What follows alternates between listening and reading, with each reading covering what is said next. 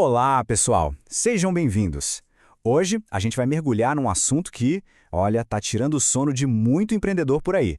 Aquele aumento chocante, que muitas vezes parece totalmente abusivo nos planos de saúde para quem é MEI ou tem uma pequena empresa. Vamos entender isso a fundo. É uma sensação que muita gente infelizmente conhece, né? Abrir o boleto e levar aquele susto. Um aumento de 20, 40, às vezes até 60%.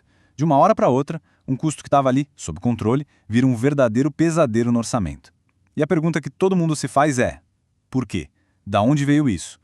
E é aqui que a coisa fica mais estranha. Pensa só, enquanto a Agência Nacional de Saúde, a ANS, definiu um teto de reajuste de 6,06% para os planos individuais, os planos coletivos, aqueles para MEI e pequenas e médias empresas, estão sofrendo aumentos que chegam a ser 10 vezes maiores. Como pode existir uma diferença tão gigantesca? Ok, vamos investigar isso. A desculpa das operadoras geralmente se baseia na tal da livre negociação dos contratos coletivos. Mas vamos ser sinceros, que livre negociação é essa? Um microempreendedor com, sei lá, 2 ou 3 vidas no plano não tem o menor poder de barganha contra uma gigante do mercado.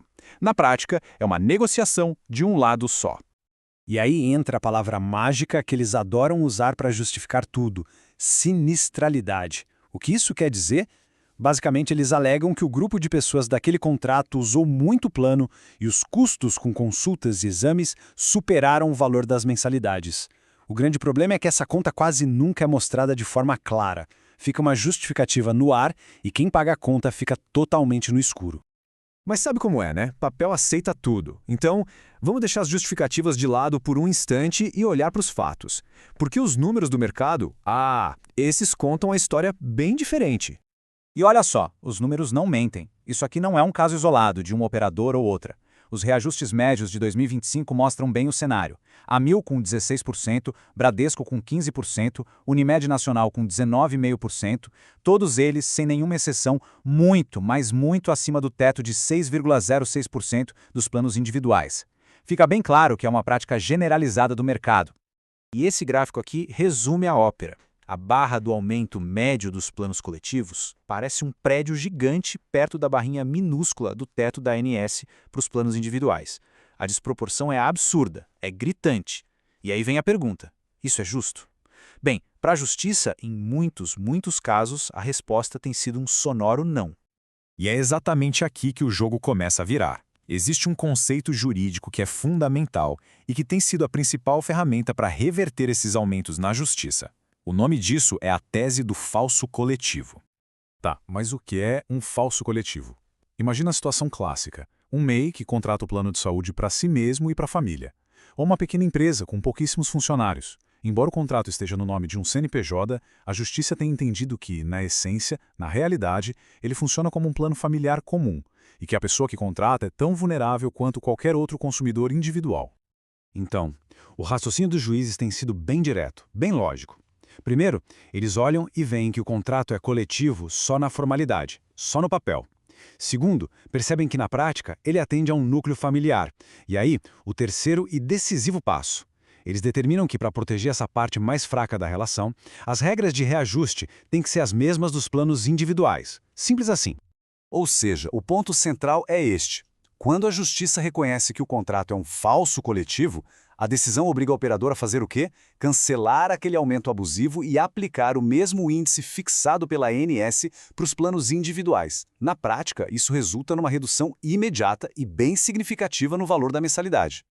E as boas notícias, felizmente, não param por aí.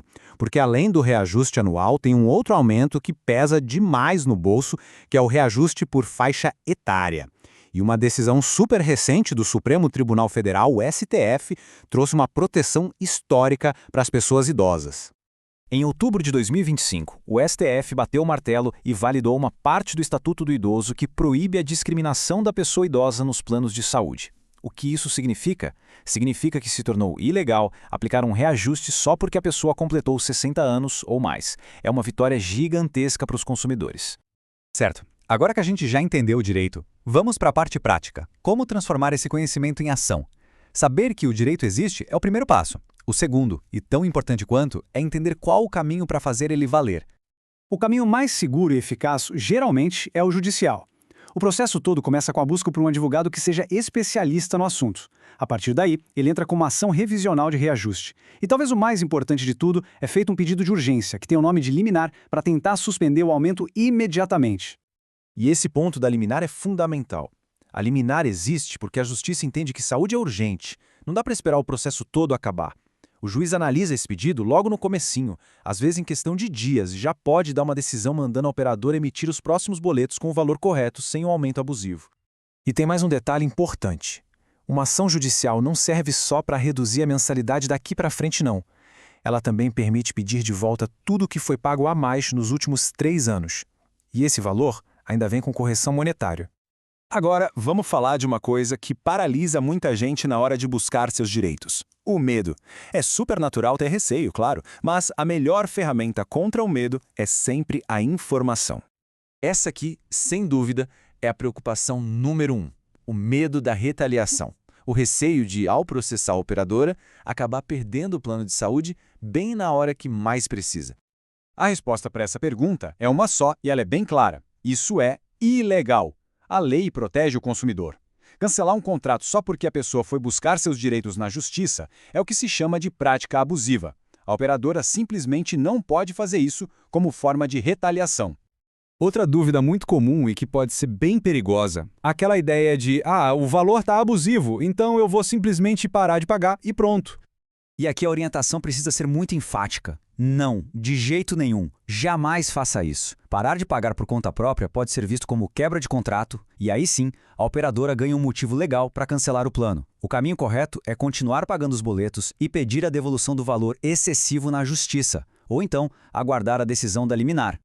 E para a gente fechar, fica aqui uma reflexão. O aumento abusivo não é só um problema para o futuro, é um prejuízo que já pode estar acontecendo há um bom tempo. A pergunta que fica não é apenas sobre o valor do próximo boleto, mas sobre tudo que talvez já tenha sido pago a mais. Às vezes, fazer essa conta é um empurrão que faltava para buscar uma solução.